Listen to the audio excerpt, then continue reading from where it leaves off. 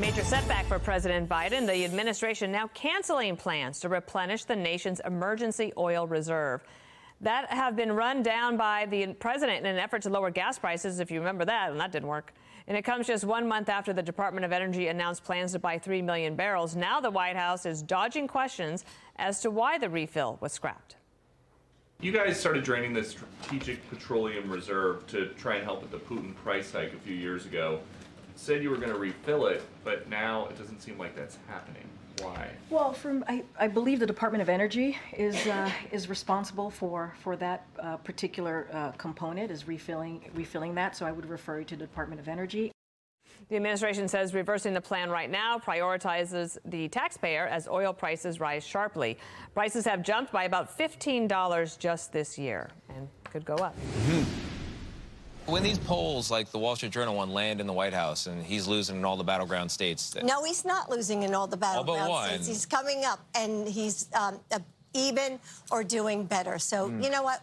Once people start to focus in and they see their two choices, it's obvious that Joe will win this election. So there we go. The First Lady's out. That on CBS, pushing back on polls, showing her husband trailing former President Trump. Karl Rove has been doing his own deep dive in all this. And Karl, good morning to you. Morning. We got a number of things to go over you. All right, let's go ahead and put them up. Wall Street Journal, this was all the news this week in the Magnificent Seven, as I called them. Whoop, whoop, whoop. This is... There we go. Whoop. There you go. So as you see, Trump is ahead, screen right, in just about every state except for Wisconsin, where on that poll they tie. What you see in it, Karl? Well, not good news for Joe Biden. And rather than you can't solve a problem in politics until you at least acknowledge the problem. And the First Lady did not acknowledge the problem. She dismissed the Wall Street Journal poll, which is a pretty good poll, as, you know, no, we're ahead. No, you're not. In 6 of the 7 states, you're behind. In 2 of them, Biden is trailing by outside the margin of error. Better for her to have said, you know what, polls are tough, but we're going to win, and the reason we're going to win is as follows. Instead of dismissing, you know, who are you going to believe, your lion eyes or me? This, to me, speaks to a bigger problem inside Biden world. The president has a temper.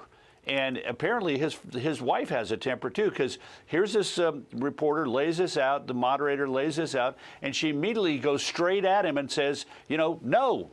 Instead of, you know, being a little bit more delicate and at least acknowledging that they got a problem, but putting the emphasis on the solution. Instead of talking about the solution, we're talking about her denial. That ain't good. I thought the comms on it were weird, too. Like, when you put the First Lady out, it's usually to raise money, get out the vote, that type of thing. And with her saying, no, it's not, it's obviously, it's a sure thing that he's going to win. Basically says, we don't need your money. We don't need you to organize. We got this in the bag. Don't worry about it. And in the meantime, you point out that in your piece today, the shifting Trump-Biden battleground, you said that Trump's events aren't drawing big protests this year, but Biden's are. How does that affect the campaign?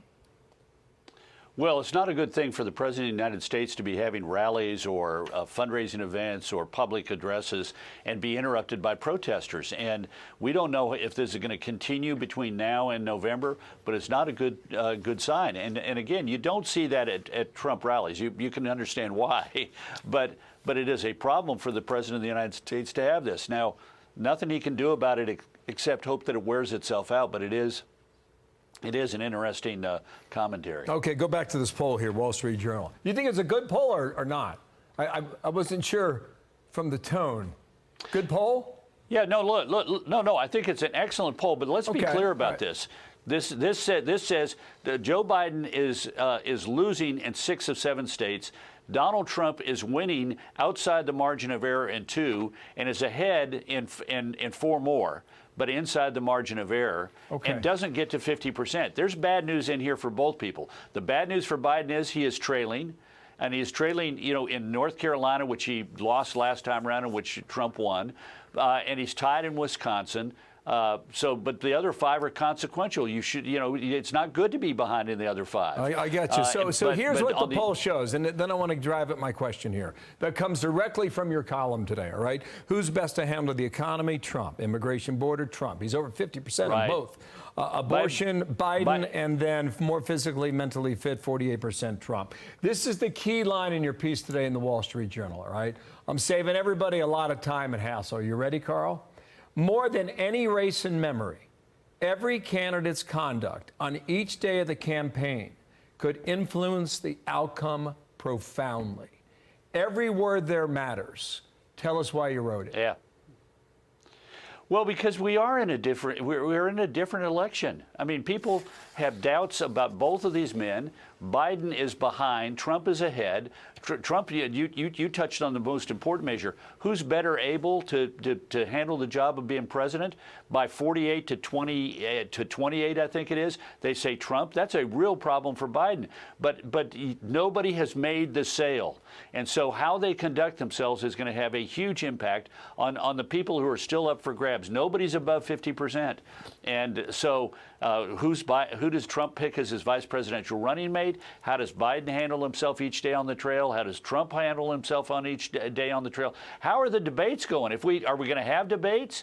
And how did those play out? Because this could be the most consequential set of debates since we had one debate in 1980 that sealed the election for Ronald Reagan. And if we don't have debates, who gets blamed for it?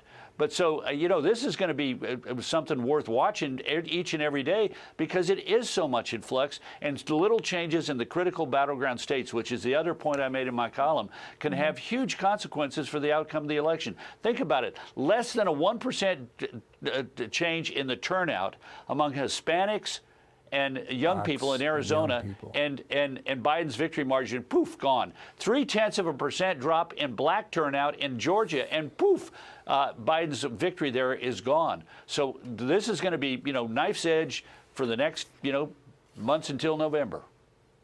All right, Carl, thank you so much for being with us. You bet. Thanks for having me. Thank you, Carl.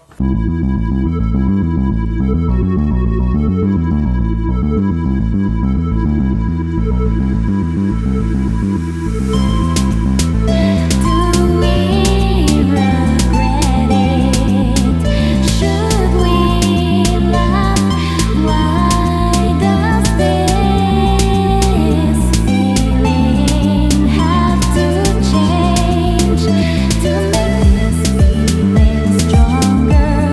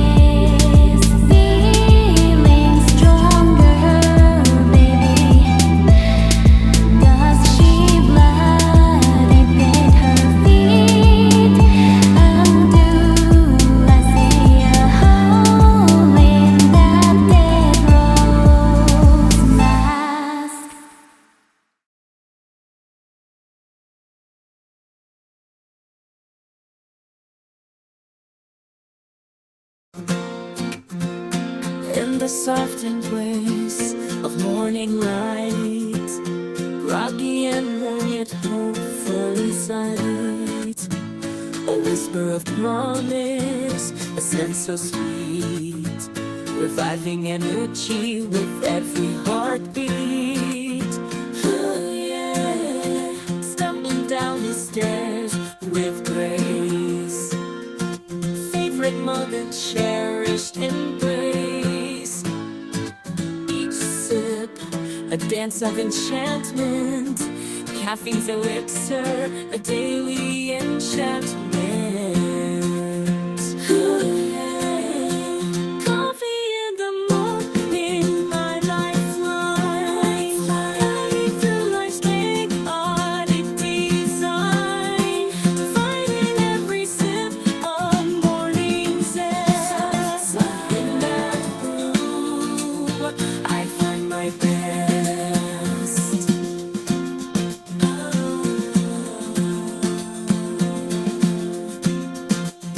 The morning sun, a gentle caress, bathing the world in warmth no less. A symphony of flavors in every pore, awakening senses, a ritual to adore.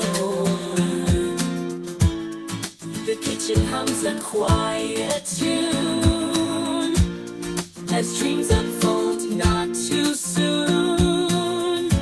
Pouring the elixir, stories take flight. In the world of coffee, my spirit aligns. A mug cradled, a vessel of tales. Each sip, a dialogue as morning unveils. Bitterness, a new world of tales. As the day unfolds, a caffeinated tale in morning symphony, where moments prevail.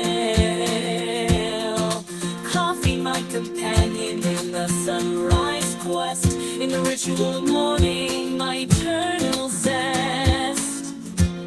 The world awakens, a canvas so bright, in the palette of dawn, a captivating sight, a dance of flavors, a morning trance.